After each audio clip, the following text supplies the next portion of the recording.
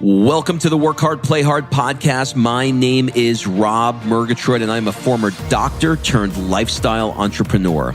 Each week, I interview some of the best minds on the planet on the science of achievement and the art of fulfillment. Come take this journey with me.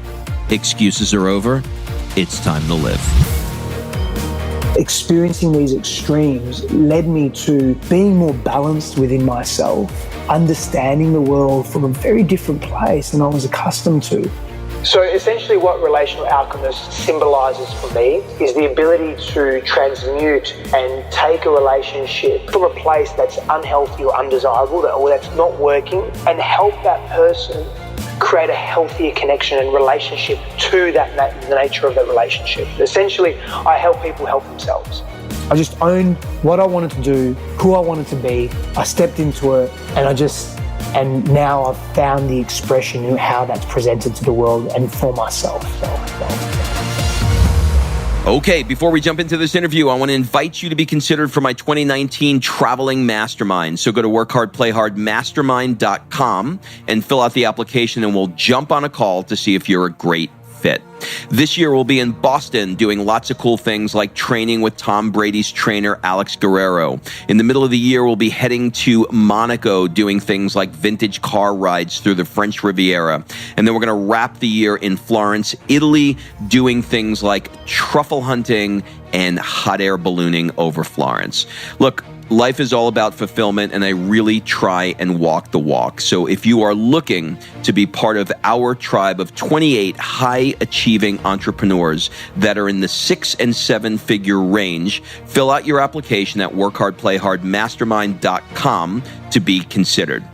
So think of the mastermind as having two parts. The first is the trip itself, and the second part is what goes on over the 4 days within the mastermind. Our group of 28 entrepreneurs will help you brainstorm and accelerate what you want to achieve in 2019. And we'll do that through a variety of different exercises, brainstorming activities, breakout sessions, goal-setting sessions. You know the drill.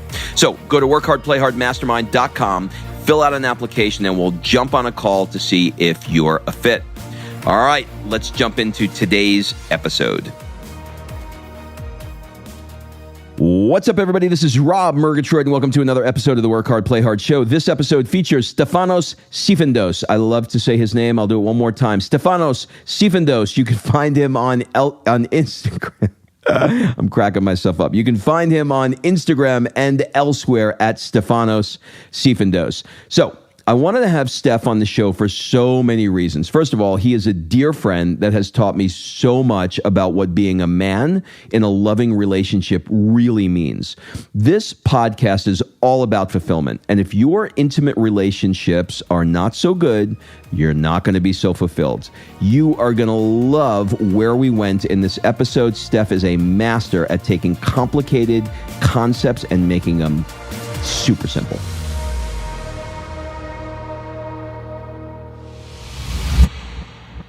Stef, welcome to the show. Rob, thank you so much for having me. You know what, man? I have been looking forward to this for some time, and here's why. First of all, you have the best voice in the business. Okay, that's number one. Number two, you have a magic in that big Greek heart of yours that I have never felt by being in the presence of another male like you have. You light up the room, and you have shared so many teachings with me to make my life better that I just had to have you on the show. I'm deeply, deeply humbled, brother. Deeply humbled. Thank you. You're the best. You're welcome. You're welcome. Okay, so the show is going to have three parts. The first one is we're going to talk a little bit about the science of achievement, and we'll talk about ways that people can allow their lives to function a little bit better. Particularly, maybe we can talk about men, helping them go to the next level, and some ways that maybe even women can understand men even better. And then we'll talk about fulfillment and the art of fulfillment, and maybe some things that you do personally to add to your level of fulfillment in your life. And then we'll wrap with some rapid fire questions. Cool? Yeah, absolutely. All right. So I think a good place to start would be in the 80s in Australia.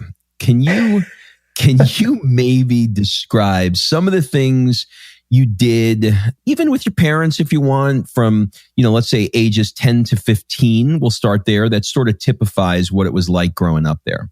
And I don't want to put a damper on things. My childhood, my upbringing wasn't exactly the greatest per se. It was definitely scattered with some beautiful memories, that's for sure, of my grandparents and even with my parents as well. But for the large part, I grew up in a volatile environment, emotionally abusive, physically abusive as well.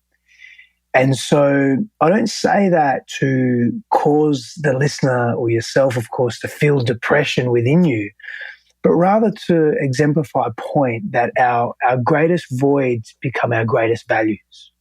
And so for me, having felt a great deal of isolation and fear in life as well, really, really feeling isolated, really feeling repressed, really not feeling understood, I unconsciously initially sought that in my life, sought for connection, sought for what does it mean to feel full, to feel happy, to feel safe, like to feel open in my expression.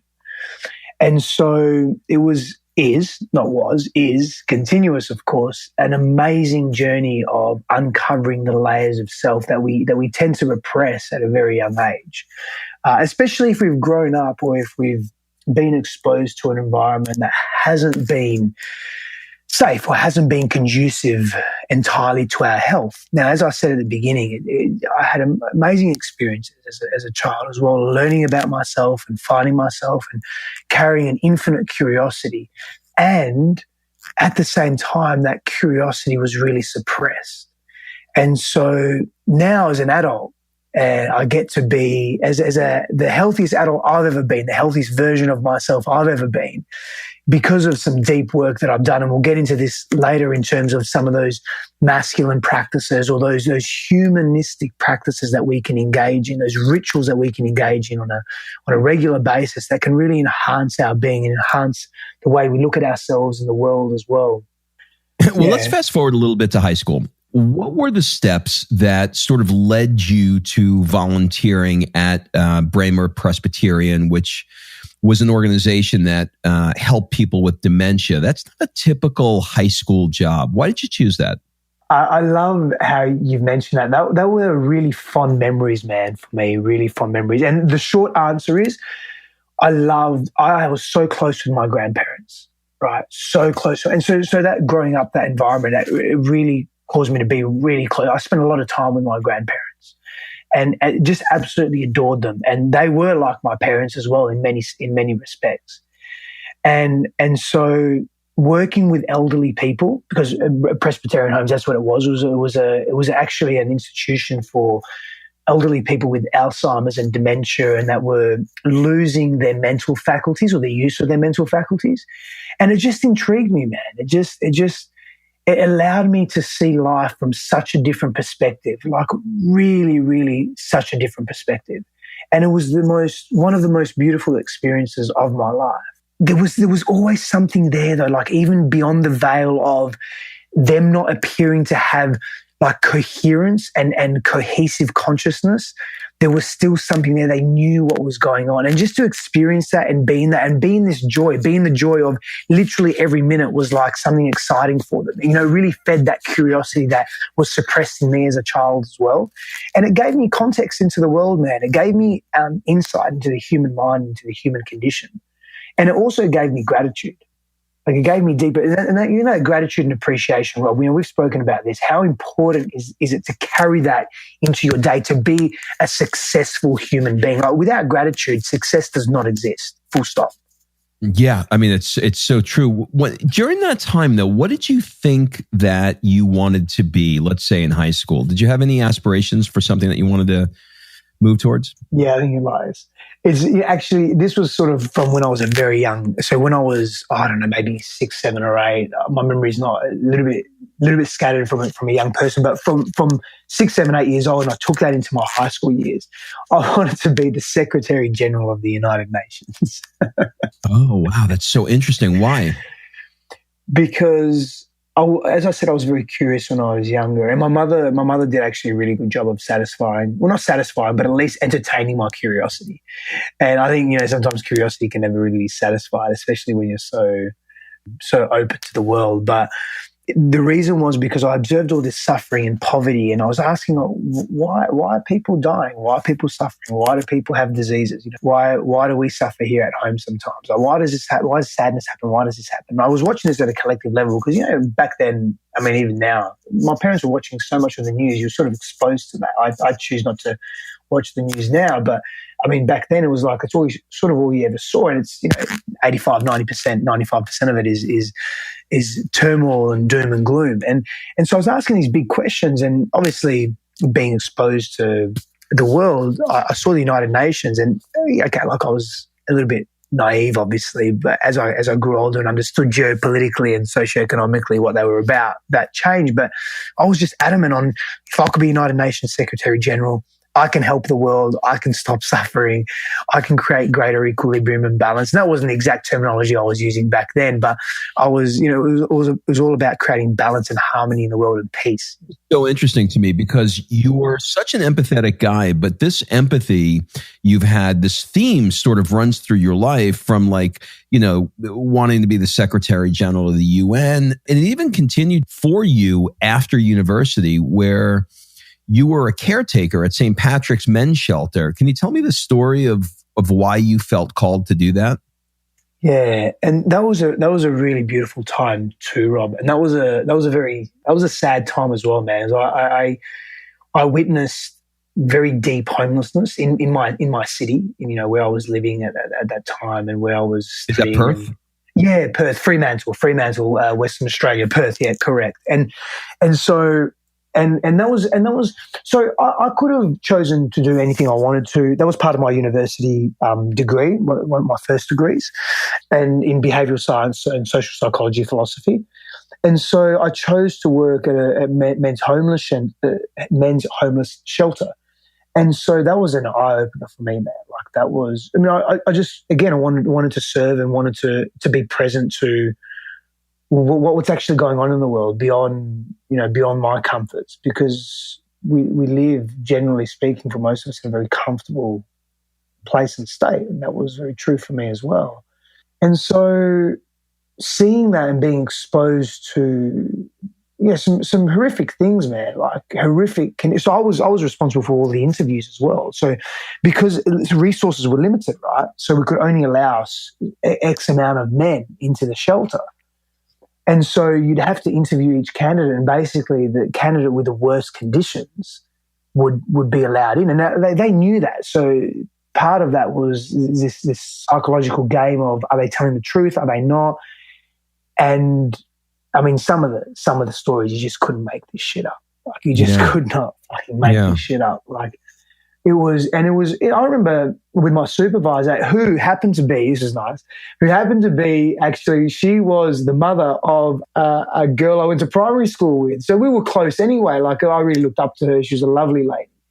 And I remember sitting there crying to her, man, so many times, saying, what is going on in my backyard, like in where I live, like this pain and suffering. I remember the child protection storming in one day and going to one of the back rooms and busting down the door and taking this guy in for horrific stuff, and just like the pain that was there. And so again, that gave me more context into the human condition.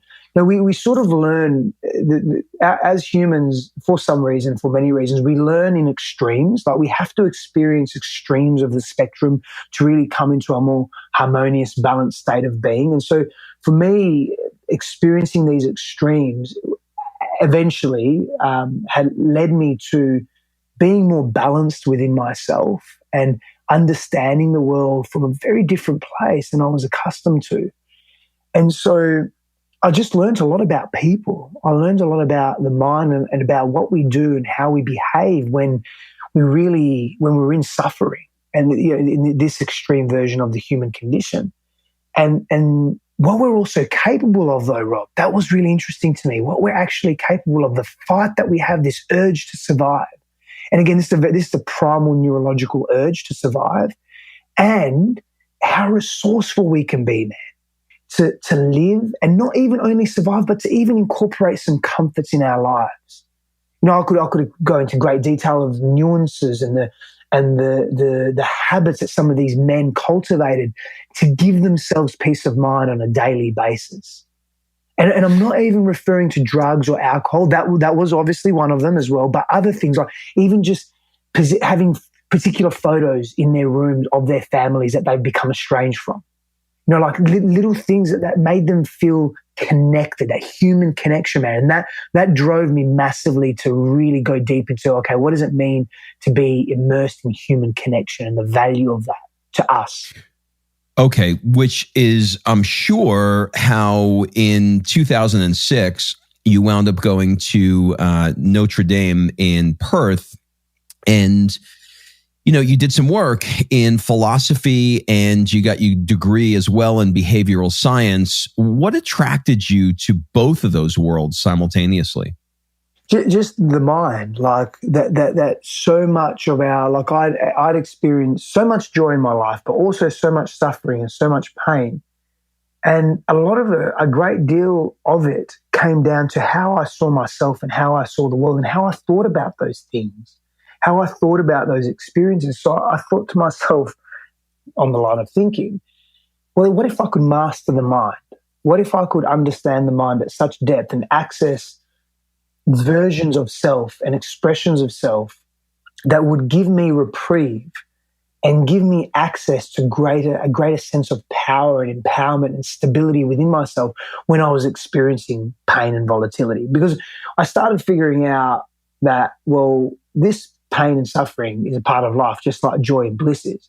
But we prolong it. Like I used to prolong so much of it. Like I would just sit in the shit of it, like, and just stay there. And it didn't serve me. It didn't serve anyone. And so I'd always had this interest with the mind. I'd always had this interest of, like, where does consciousness or awareness come from? What is consciousness? What is awareness? Like, what is metacognition? What is cognition? Like, what does it mean to feel? Where do the feelings come from?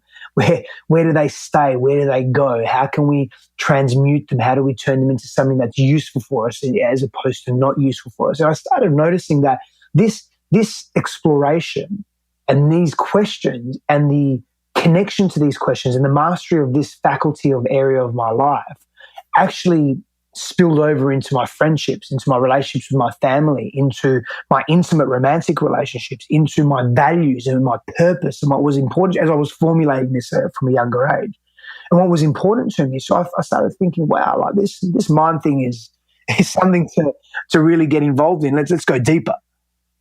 Well, you did. In 2010, you wound up getting your master's. And this is where things kind of came together for me in understanding how you evolved to where you are today. But you got your master's in environmental science and business management. So it looks like you sort of took the psych background and the philosophy background, and you kind of put it all together. And I think you stepped into the world of renewable energy at that time too. Is that right? Yeah. And so that was a big business move for me as well. And just to build a greater arsenal, for myself, more tools in the tool belt to give me greater access to what's possible in the world. So let's talk about how you took all of that knowledge, that education, et cetera, and you applied it into what you're doing now. So we'll kind of bounce around in some different areas, but can you kind of describe what a relational alchemist is? And I'm in the middle of a brand and name change as well, by the way, which I'm very excited about. So I thought I'd mention that.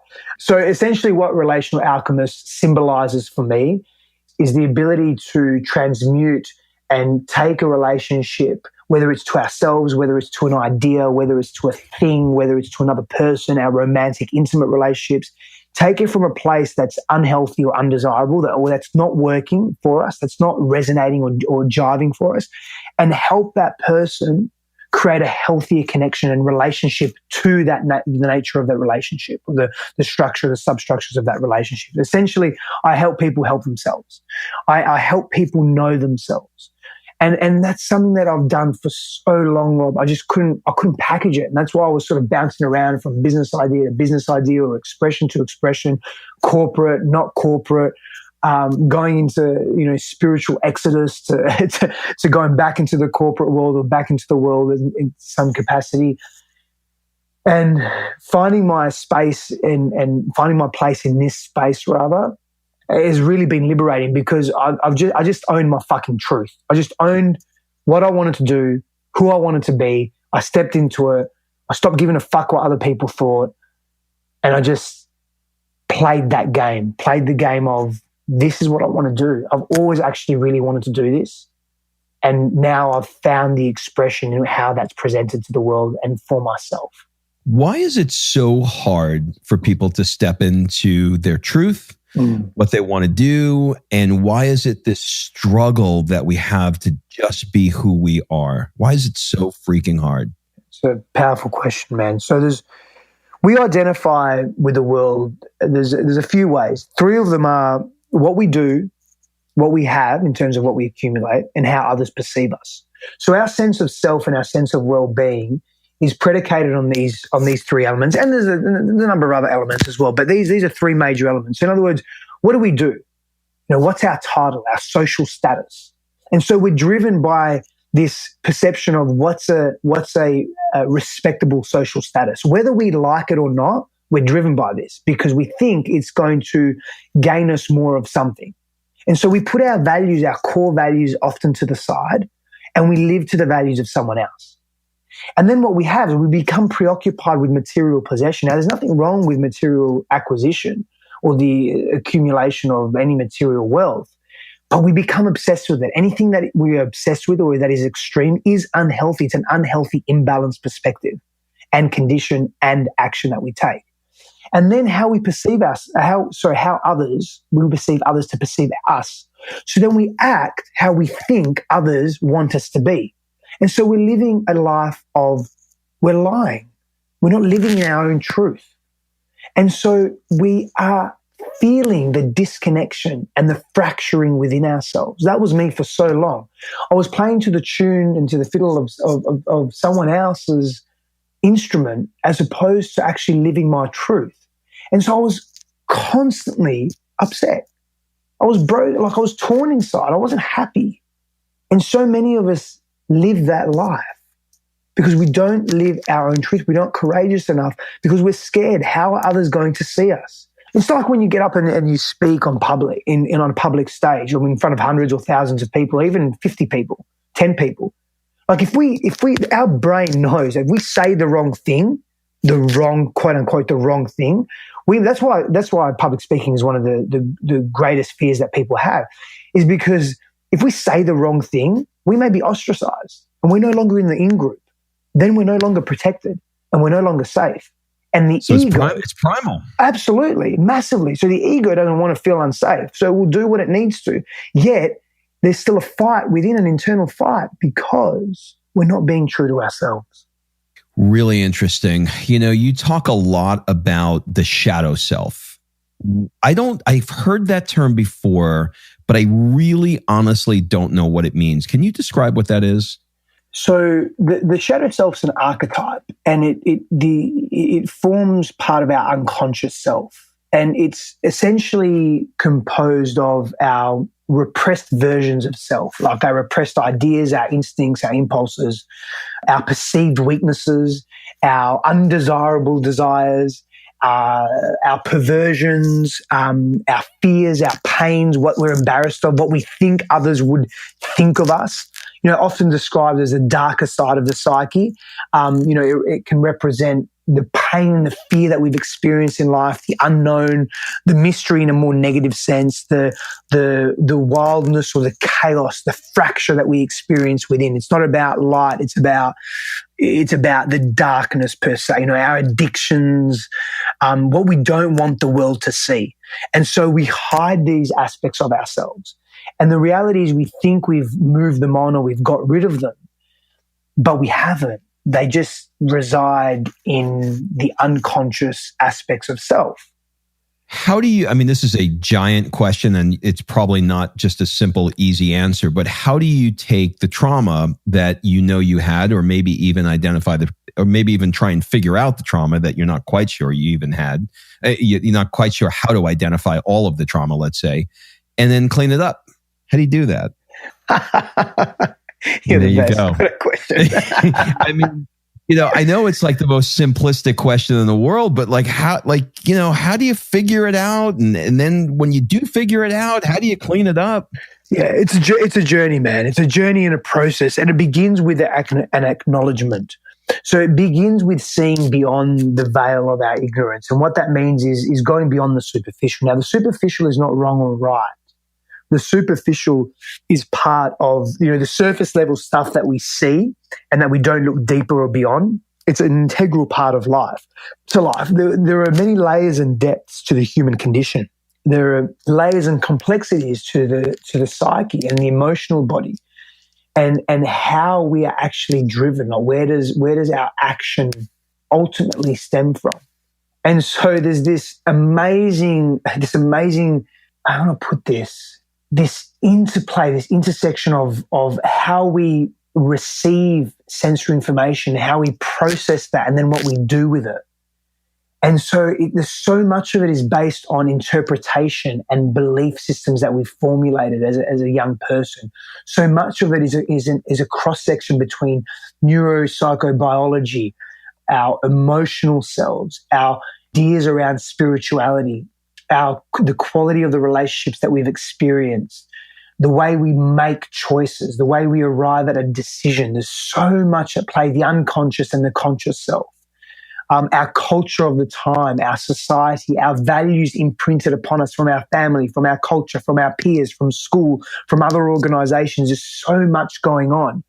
And so to go back to your original question, is we have to acknowledge this, and we have to acknowledge that there's more to us than the surface level. So we begin to explore. We begin to explore our actions and our repetitive behaviors in the world. We begin to look for patterns. And so the patterns are telling us something about who we are. And are those patterns driven consciously by who we are, or are they driven unconsciously? Therefore, we have to do a bit of an exploration. Like the explorer is a classic archetype. And if you look back again at humanity from an evolutionary perspective, we are where we are today because we've chosen to explore, particularly men. Like when we look at anthropology, we look at history, we look at men being these outward explorers in the world, taking massive physical risks to find new lands, to bring food, to find shelter. And so being an explorer is a natural part of our humanity. And so if we can explore with vivaciousness, just as we have the outside world, the inside world, our inner cycle, our psyche, our inner sanctum, our spirituality, our sense of self, we begin to unpack and unravel and make these connections of, wow, okay, so my behavior is actually driven by this idea that women are bad because I had this really negative experience with my mother when I was younger and I didn't realize how much it impacted me. I'm giving you a simple yet actually complex example as well. And so when we begin to understand, because we're very cognitive, we're very heady humans, we're very intellectual, we're very much in our mind. So when we understand, it can help create reprieve and also context. So then we have this information. Okay, what do we do with it now? Now we can actually choose to be different. We can choose to behave differently, and that's another process in and of itself. And there are a variety of tools that we can implement and use. But that's a starting point. And then we become empowered to choose differently instead of being driven by unconscious forces that are just, now all of a sudden what we've done is we've taken this idea, this thought, these belief systems. Belief systems play a massive role. They underpin how our actions and the quality of the experiences that we have. And we turn them into Play-Doh, and now we mold it. We mold it ourselves. Play-Doh's like an 80s, you know what Play-Doh is. I have a 4-year-old. Are you kidding? Yeah, of course you do. I love that Play-Doh is still popular. And so, then we can mold. We can mold our lives the way we want, but we can only do that when we make the unconscious conscious. So it begins with a journey of exploration. And I think I'll start and end there because the tools that we can use are many, and I mean many, many, many different tools. And so that willingness to be aware and then stepping into a journey of awareness, that's the power. That's the power base right there. All right. So you do a lot of work with men through a lot of your programs that you do, like Reclaim Your Kingdom or Conscious Warrior. What are the key lessons that men come away with after taking these programs? How are they different? They have access to so much more clean, and I'll define what I mean by clean, authentic power than ever before. And so they figure out that they needn't actually be hyper aggressive. They needn't be constantly agitated. They needn't be not living on purpose. They needn't be oppressive in their behavior. They needn't be someone that takes out all their shit, all their repressed anger and pain and fear onto their spouse or onto the people that they love, or even worse, onto themselves. And so they feel liberated. One word would be freedom or liberation is what they feel. And they feel this because they see and they experience and directly there's an outlet for being different. They needn't be this repressed, detached, angry or sad or withdrawn man. They have an outlet to express themselves. It's safe for them. They feel safe. It's safe for them to express, to actually say, you know what, I'm fucking sad, or I'm angry, or I haven't gotten over this that happened 15, 20, 30 years ago. Or I feel like shit in my life, or I'm not on purpose, or I'm not happy in my job. I've been here for 20 years and I hate my job. I hate waking up every morning. And they've never been able to express this because society has taught us that it's not safe, it's not manly, and you're weak if you're expressing your feelings. It's like we don't have a fucking limbic system. Like, no, we do. We're human. Yes, we're male, but yes, we do have a limbic system. Yes, we do feel, and we repress those feelings. So our whole physiology is just warped because we don't allow ourselves a healthy expression. In the wild, Rob, when an animal experiences trauma, okay, and yes, we are more complex as human beings, but fundamentally as well, we're also animals. And so when an animal experiences trauma and survives that trauma, it does something that I call it a neurological shake. And it's something that it's a tool and technique that I use in helping heal and reprieve, create reprieve and heal trauma and create reprieve in a human being. But essentially that animal goes somewhere where it's safe, shakes out all of that trauma at a cellular level, at a neurological level, stands up, gets up, goes about its day as if nothing's happened. We don't do that. We repress that shit. Now, the unconscious self resides in the body. So at a cellular level, we're repressing these traumatic memories. And these are the memories, these are the experiences that drive our behavior, that keep us safe, that move us towards safety or away from danger. And so we'll behave egoically, our personalities will behave in a way that keeps us safe. So we don't experience that emotional experience again. We don't experience that being told we're not good enough again. So the personality, the psyche will do whatever, the ego will do whatever it needs to do. So an example would be we become defensive. We don't give people a chance to put us down or tell us that we've done something wrong. And so we become unapproachable. We become angry. People are too scared to talk to us about that. And then what we do is we sever our connection to other human beings. And wanting to experience love, to be seen, to be heard, to be felt, to be known, it's a basic human drive for all of us. It again, driven biologically, psychologically, emotionally, relationally. So it sounds like a lot of this has to do with patterns once we identify them that we're running. How do we sort of get ourselves, once we figure it out, we know that it's a pattern and we know that we want to get rid of it, how do we interrupt those patterns and get ourselves into more useful ones? Well, accountability is ultimately you live with yourself and you're with yourself 24/7.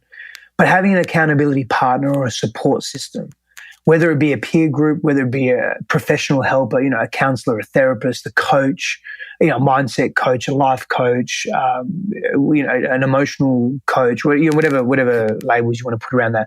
So having accountability around that and really strong support. So, voicing the changes that you're making and asking people that you're close with, that you love and you care for, that you respect and you revere and you trust, and that's reciprocated, to help keep you accountable, to help you notice, hey, you're not behaving in the way you promised you would.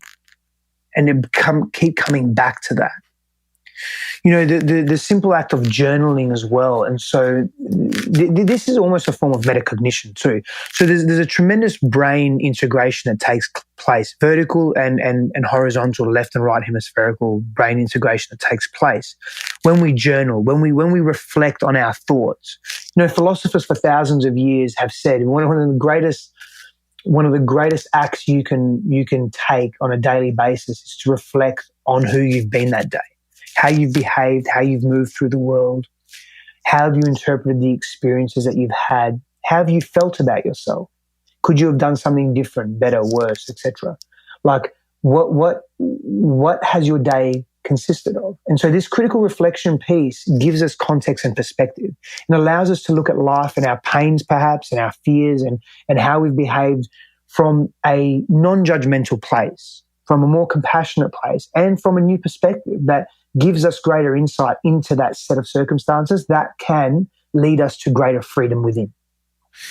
I tell you what's interesting to me. What's interesting is there's a lot of people who have lots of courses, and you see them, on, the internet or whatever, but you rarely get a chance to kind of see them up close. And I had the privilege of spending some time with you and your beloved, and you guys are the real deal. I mean, you truly are the most, and I mean this from the bottom of my heart, the most heart-centered, thoughtful, kind, fun-loving, real people. And what I love about that is all of your teaching. I know when somebody embraces this teaching, will have a life, hopefully, that is as beautiful as you and your lady do. So how would you say that you are different today in relationship because of the work that you've done? And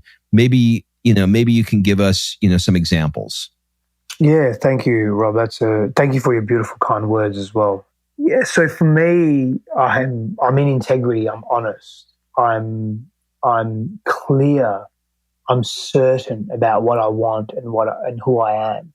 In previous relationships, I wasn't certainty. I lacked the capacity to make decisions in a clean way with clarity and understanding of self. I was unfaithful in previous relationships. I cheated so much in previous relationships. I disrespected myself and I disrespected my partners in previous relationships. I wasn't present. I wasn't aware of myself and what I really wanted. I lashed out and I was angry so often. I blamed and shamed externally. So when I was experiencing a problem, I blamed my partner, I blamed the world, I blamed others. And these were traits and habits that I picked up from my upbringing, from my environment, that I brought into my life, that in my adult relationships that I was unaware of, until I looked at all of that deeply and said, this is not the life that I want. This is not the person I want to be, nor is this the person I know I can be.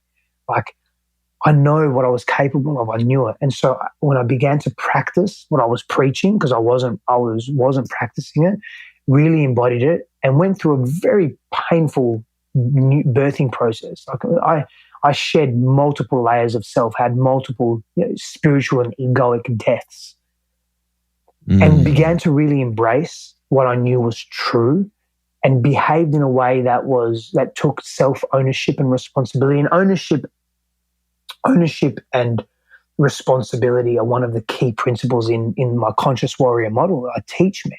Because for me, it was a foundation of able to make systemic, visceral change in my life. And so how I am today in my relationship, I mean, the best person to ask is my beloved Christine. But from my perspective, I'm clear. I've never been more certain and stable and grounded in my life. I'm vertical and confident in the decisions I make. Well, that is clear being around you guys. I mean, you guys are electric, freaking incredible. All right, so what I'd like to do is I'd like to move into the second half of the show, which is a little bit more on fulfillment. So let's talk about some things that you do to improve areas that are sort of outside of the work that you do, if we can say that. What's a typical Saturday morning look like for you? Yeah, that's cool. So, Rob, I love what you do and I love your ethos. And I'm leading into something. Yeah, I mean, I love it. It's so much, and I think it's just such a needed thing in the world, right? Like, especially for who you work with.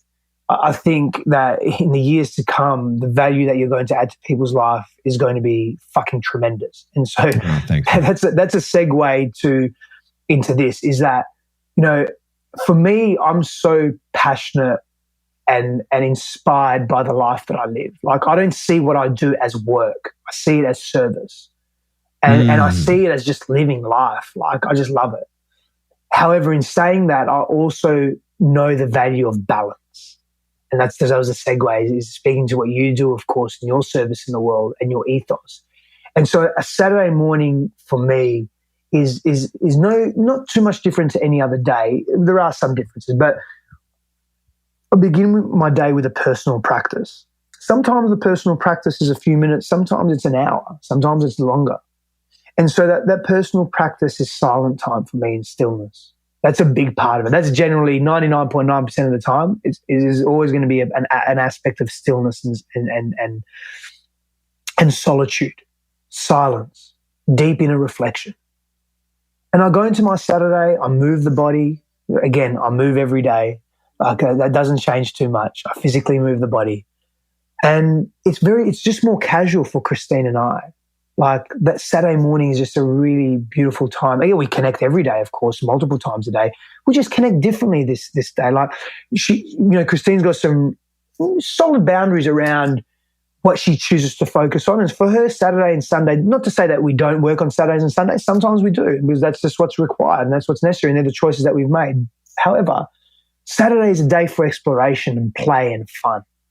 And it's a day to explore, really explore, and just have fun. We'll go train, we move the body, we get some nourishing food, we go somewhere different, like really feed the senses. Like, what can we do that's new today that we haven't done before? And we can go to a coffee shop or an eatery or somewhere where we haven't been before. We were blessed to do that, that.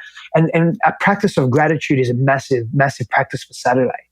And just get stuff done, like stuff done in terms of create, like be creative. Maybe it's doing something around the house. Maybe it's going somewhere new. Maybe it's going for a beautiful trail hike, being out in nature, and just spending intimate time together. Maybe it's seeing some friends. So Christine will go see some friends. I'll go spend time with some friends. I'll spend some time on my own. Reading is part of that. It's just really being creative and open. It's just like a free day. There's no massive structure. The structure's loose. It can one moment it can be this, and literally the next moment we're doing something different. And so there's a great deal of variety in allowing the spontaneity of that to occur. That's both our Saturdays and our Sundays. And so that's a really beautiful, beautiful thing to do.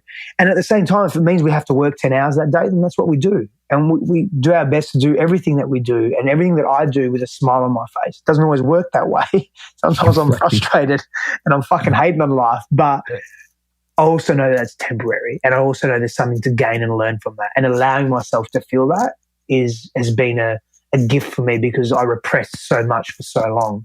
Oh yeah. Now you've unleashed the Kraken. If you could spend 1 month anywhere in the world, where would it be and why? I love this question. So for me, it would be I haven't been to the Himalayas yet. No, I mean, I've been to over 60 countries, and Nepal and Tibet is not one of them. I'd spend some time in the Himalayas. That would be, and why is because I've been obsessed with mountains and ocean and nature since I was a child. It was a great escape for me, but importantly, it was great teaching in that and being connected to Earth. And I want to climb Everest. It's a very masculine thing, but I want to climb Everest. I want to be in the Himalayas. Yeah, it sure is. If you could go to only one restaurant before you die, and I've had dinner with you, you can eat. Where would your last meal be?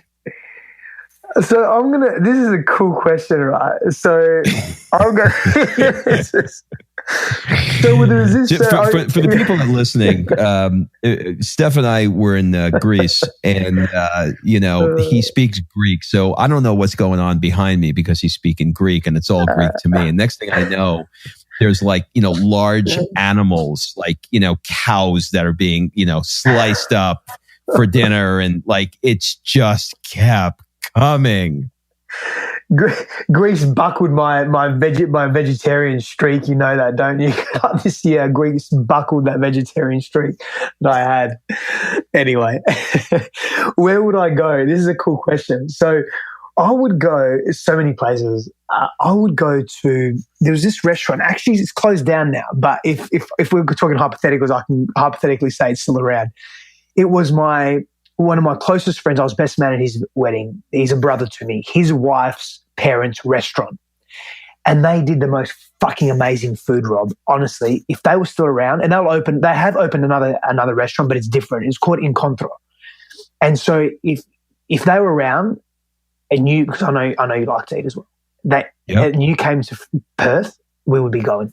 It was a high-end restaurant. It was so, but we knew the chef. Obviously, it was a family thing, but it wasn't quite Michelin star in any way, but it was amazing local fresh food. Just the flavors were just phenomenal. I couldn't tell you how many times we ate there. Hundreds of times over the years. All right, I'm in. When you find yourself uninspired, which it happens to all of us, what sort of things do you do to find your way back? Yeah. So I'll listen to inspiring stories, whether it be on YouTube or an audiobook, a really uplifting content to remind me of how grateful I am and how amazing my life is. And honestly, Rob, I just go and move my body. Whether that means I need to put a weight vest on or a 20, 30 kilo or work in pounds, 30, 40, 50 pound backpack on and go for a 2-hour, 3-hour hike, then that's what I do. I move the body. I've got to swing kettlebells, then I'll swing kettlebells. Perfect. All right. Let's move into the rapid fire round and answer as quickly or as slowly as you like. It's basically a first thing that comes to mind round. What would your friends say is one of your superpowers? My open-heartedness. I would agree with that. What's one of the things you're afraid of right now? Not living up to my potential. What keeps you up at night? Nothing. I sleep really well. What do people never ask you, but you wish they did? Where I'd like to be in 150 years' time. What's the one thing that you want to get better at if you had to pick one thing? And it could be anything. It could be Spanish, Italian, whatever.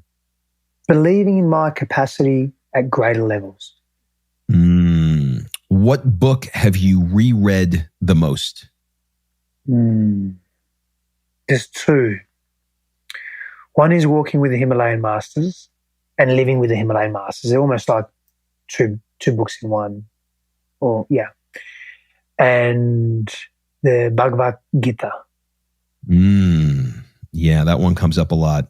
What is your guilty pleasure? Raw organic cream. Raw organic cream. Well, that is the first time I heard that on the show. And peanut butter. What's one thing you own and you really should throw away, but you're never going to do it? Oh, man. I got an old T-shirt. It seriously needs to go. I don't know why the fuck I'm hanging on to it. It's just this plain black shit T-shirt. Just fits good, and I just like the way it fits, and it just really needs to go. As if I can never find one like it. That's so funny. If you had to give a TED Talk on nothing that you're known for, so nothing that we talked about today, or nothing that you speak about, and it could really be on anything that you like or anything that you have a passion for or anything else at all, what would that be?